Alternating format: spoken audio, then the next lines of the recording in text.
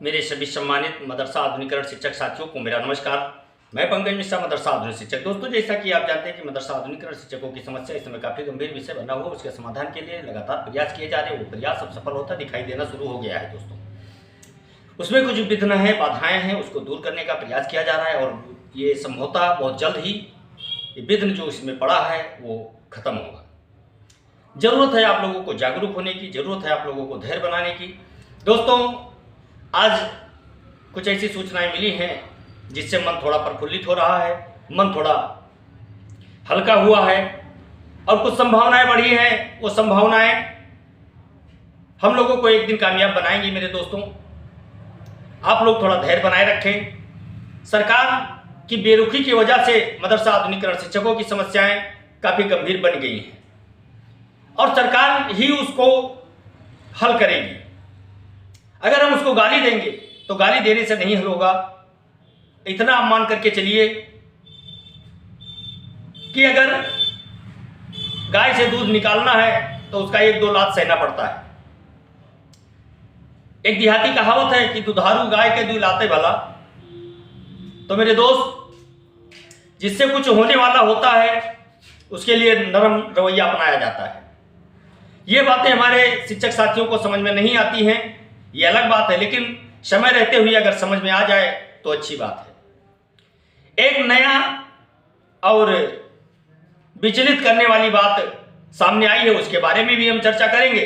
लेकिन उससे पहले हमारे शिक्षक साथी, जबकि इस पर मैंने कई वीडियो बनाया है इस टॉपिक पर, लेकिन फिर भी अभी शिक्षक साथी हमारे पूर्ण रूप से उस पर जागरूक नहीं हो पाए हैं और वो बार बार फोन करके इस चीज़ को पूछ रहे हैं। तो मेरे दोस्त, और कुछ काम रहता है इसलिए बराबर फ़ोन रिसीव नहीं कर पाता हूँ। शकील भाई फ़ोन कर रहे थे आज और उनसे मैं बात नहीं कर पाया। मैं उनसे माजरत चाहता हूँ मेरे भाई। कुछ शिक्षक साथियों से मेरी शिकायत है, उस शिकायत को भी दूर करने का प्रयास किया जाएगा।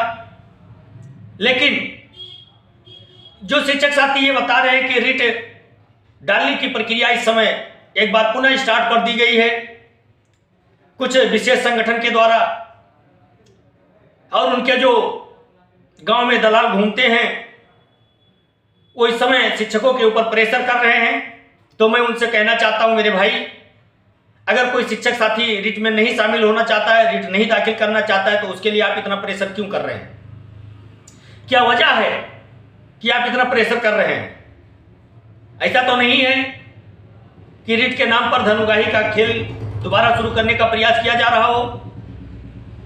और मैं अपने उन शिक्षक साथियों से भी कहना चाहता हूं कि आप मिसगाइड ना हो, आप परेशान ना हो। मैंने कई बार कहा कि अगर पंकज मिश्रा को पैसा मिलेगा तो सबको पैसा मिलेगा। अगर सिकंदर बाबा को पैसा मिलता है, अनंत प्रताप सिंह को पैसा मिलता है, तो शकील भाई को भी मिलेगा, फारूक भाई को भी मिलेगा, इशरत भाई को भी मिलेगा। इसके लिए आप क्यों परेशान हो रहे हैं? Writ writ writ writ writ writ का आपने रट लगा रखा है। कम से कम अब तो सुकून से शिक्षकों को जीने दे भाई। क्यों उनको परेशान करने का आप दुस्साहस कर रहे हैं बार बार? ऐसा नहीं है, ऐसा मत करिए, क्योंकि यह शिक्षक इस समय बहुत लाचार की भरी जिंदगी जीने को विवश है। इसमें सरकार और संगठन के लोगों का पूरा हाथ है। हालांकि मेरी बातों से कुछ लोग नाराज हो जाते हैं, लेकिन मैं जो कहता हूं वो सत्य कहता हूं मेरे भाई। मैं पीठ पीछे बुराई करने वाला इंसान नहीं हूं। जो कुछ कहना होता है मैं सामने कह देता हूं, और जब सोशल मीडिया पे मैं कहता हूं तो सबके पास पहुंचता है। ऐसा नहीं कि मैं सोशल मीडिया पे चिकनी चुपड़ी बातें करूं, उसके बाद पीछे कतारी लेकर के बैठा रहूं। ये मेरी आदत नहीं है, ना ये मेरी फितरत है। और दोस्त, मुझे गाली देके आपको क्या मिलेगा? आप कितनी भी गाली दो मुझे, उससे आपको कुछ हासिल होने वाला थोड़ी है। तो प्लीज गालियों का दौर बंद करें, सिफारिशों का जोर चालू करें। जिस शिक्षक साथी से जो बन पड़ता है, जिससे भी उसकी लगन है, जिससे भी उसका लगाव है, जिससे भी उसका सोर्स है, वहां जाकर के और अपनी योजना के बारे में उससे विस्तार पूर्वक वार्ता करें और अपनी समस्या के समाधान कराने के लिए उससे बार बार मिलते रहें। और ये क्रम बदस्तूर जारी है, हो रहा है। मंत्री जी से मुलाकात हो रही है, मंत्री जी से फोनिक वार्ता हो रही है। दोस्त, मुख्यमंत्री जी से अभी तक मेल मिलाप नहीं हो पाया है।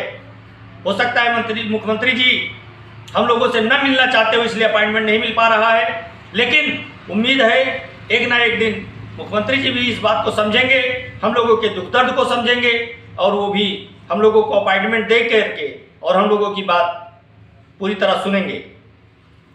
अब बात आती है, लोग कहते हैं कि नया सत्र चालू हो गया तो क्या मदरसा जाएं या न जाएं, वो आपका निजी मामला है। अगर आप चाहें, आपके पास किराए का पैसा है, आपका परिवार चलाने भर का पैसा है, तो आप मदरसा जाते रहें। अगर आपके पास उसका इंतजाम नहीं है तो आप अपने परिवार को चलाने का कार्य करें, आप अपने परिवार का भरण पोषण करें। जब कभी कुछ होगा तो आप लोगों को उसके वीडियो संदेश के माध्यम से सूचित कर दिया जाएगा। इसके बाद भी अगर आप मदरसा जाना चाहते हैं, नहीं जाना चाहते, वो आपका निजी मामला है। मैं इतना जरूर कहूँगा कि उस मदरसे से भी आपकी ज़रूरत पड़ सकती है और पड़ेगी भी।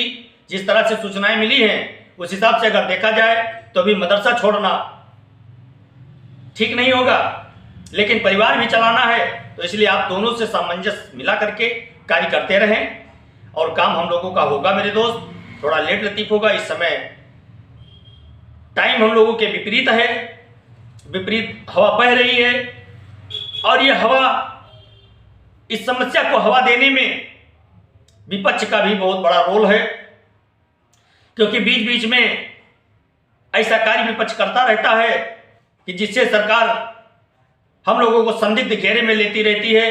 सरकार को बहाना चाहिए और विपक्ष को तड़का चाहिए।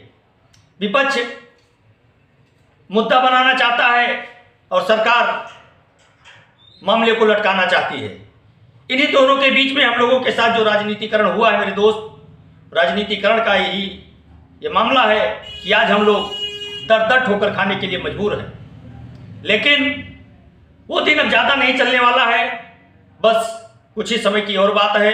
उसके बाद हमारा खोया हुआ सम्मान भी हमको मिलेगा और हम निष्ठापूर्वक जाकर के अपना पूरा कार्य करेंगे। लेकिन जब तक नहीं हो पाता है मेरे दोस्त, तब तक के लिए थोड़ा समय तो देना पड़ेगा, धैर्य रखना पड़ेगा, दुआएं करते रहिए, काम होगा, क्योंकि प्रयास किया जा रहा है। एकता की टीम हमेशा संघर्ष पे विश्वास रखती है, संघर्ष कर रही है और ये संघर्ष एक दिन आप लोगों को कामयाबी जरूर दिलाएगी, इतना मेरा यकीन है। और मेरे दोस्त, एक चीज और मैं बताना चाहता हूं कि एक दूसरे के ऊपर टीका टिप्पणी करने से कोई फायदा नहीं है। कल नदीम भाई ने एक पोस्ट डाला था, जो बुलंदशहर के रहने वाले हैं, एक नेता से मिले, मंत्री से मिले, विधायक से मिले, उनका एक स्टेटमेंट था, उन्होंने उस पेपर की कटिंग डाली। उन्होंने कहा कि मुख्यमंत्री से मिल करके इस समस्या के समाधान के लिए हम प्रयास करेंगे कि आप लोगों का काम थोड़ा जल्दी हो जाए। मेरे दोस्त, जो जहां पर है वहां से अपनी पैठ बनाने में लगा हुआ है, वो अपना काम करने में लगा हुआ है।